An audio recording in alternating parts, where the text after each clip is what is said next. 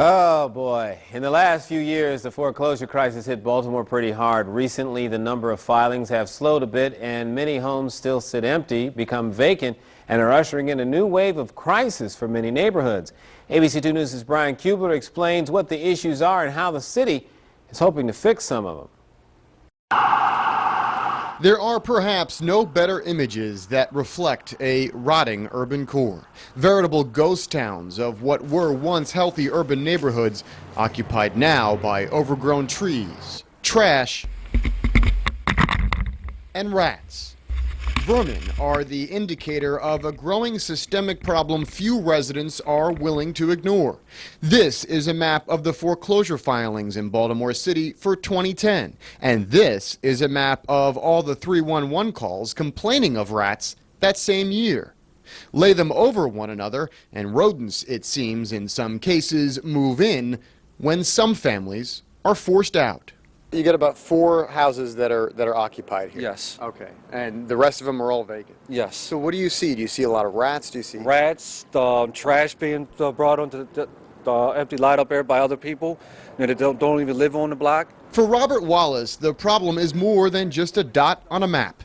He's lived in the 200 block of North Madeira for 35 years. He owns and keeps up his house in the shadow of abandoned ones, helping to raise his sister's family while beating back what many call the aftershock to the foreclosure crisis. Once a property is foreclosed and then it becomes vacant and it sort of falls into disrepair, and then that sort of just ripples out. Megan Cahill is a research assistant for the Urban Institute in Washington, D.C. She is studying the ripple effects of the recent foreclosure crisis. She says while in many cases foreclosures themselves are slowing down, many homes in many neighborhoods still to this day remain empty, fueling a second chapter to the crisis of a few years ago. When the neighborhood was full and there weren't vacant houses, people could come together and they felt like they were in it together and they were going to solve their problems. Now, the more that people are forced to move out of their homes, fall into foreclosure and they become vacant, people might sort of get a little discouraged. Discouraged by the crime studies show can creep in, the decrease in value of their own home, and the quality of life issues that pop up. The longer a foreclosed home stays vacant, the more it becomes the pivot on which a neighborhood block could swing toward better or worse. And in Baltimore City, like in many areas, there are plenty of otherwise healthy blocks trying to battle this ripple back. All the while, the inventory continues to grow of homes for sale, empty, or in some cases, outright abandoned. The impacts of vacants has been a growing problem for just about 50 years, and the foreclosure crisis has exacerbated the problem for Baltimore City. Which is why the mayor launched her program called Vacants to Value.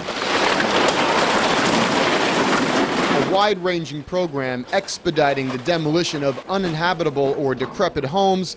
About 75 are on that list. There is also a stiffer penalty for neglectful owners, $900 fines now. Nearly 750 of those have been given out so far. And streamlining and incentivizing the resale of abandoned properties to developers and rehabbers. With 16,000 vacants in Baltimore City, the program is by no means a cure-all, but the weapon the city chooses to fix the blight of yesterday and battle the growing inventory of today. When you live next to a vacant property and you see its decline, I imagine what you see is future decline and a loss of hope. But when you see that, that slate being wiped clean, it's being wiped clean for new possibilities, and that's what we work for. A benefit Wallace is lucky enough to see on his own block as he watches the progress of a vacant rehab. That makes your life A lot better. It makes my life a lot better, you know. I mean, it makes me feel like I'm not the only one that cares. You know, if we get people in here that clean and keep the community clean and keep it drug-free, we'll be a lot better off. Getting people to move back in, kicking the crime, decreased home values, and rats out. In Baltimore, Brian Kubler, ABC 2 News.